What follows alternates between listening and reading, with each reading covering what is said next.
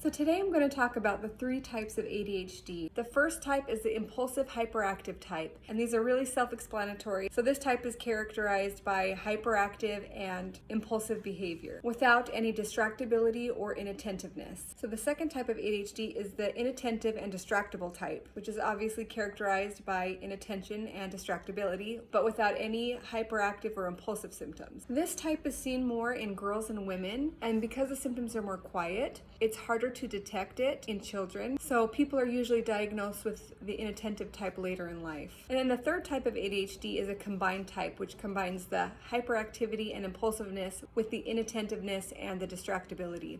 And that's the most common type of ADHD. It's the kind that I have. With all of these types of ADHD, it's important to know that each characteristic is going to be on a scale.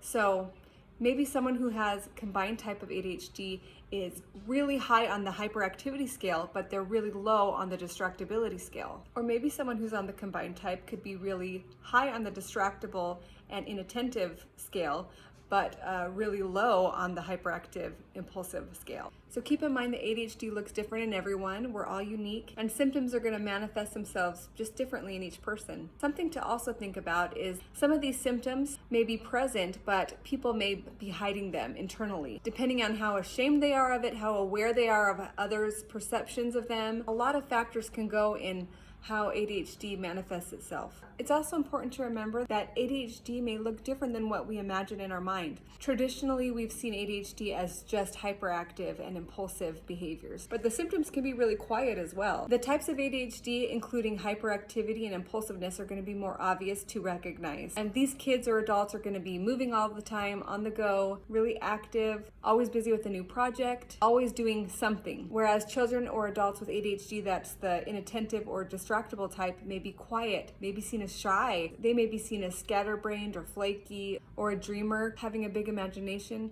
Maybe someone who doodles a lot or is off in their own world a lot. So as I was doing some research about different types of ADHD, I found that there were some people that believed there were more types than just three, like 7 or 8 even, determined on whether the ADHD person was more anxious or more angry type of person, quick to anger, or maybe more sad symptoms, who dealt with like depression, or maybe who had sensory issues, who are really sensitive to light, touch, or sound. And maybe that's really helpful for some people, and I could probably do a lot more research on it.